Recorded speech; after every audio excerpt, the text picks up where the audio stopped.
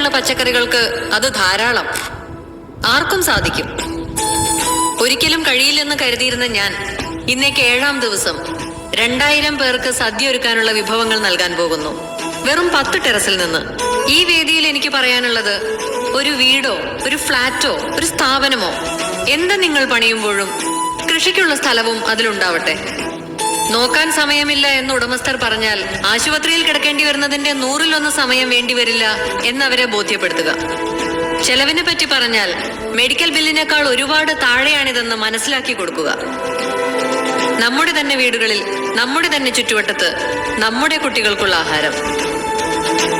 ശിശുരോഗ വിദഗ്ധൻ അല്പം വിശ്രമിക്കട്ടെ.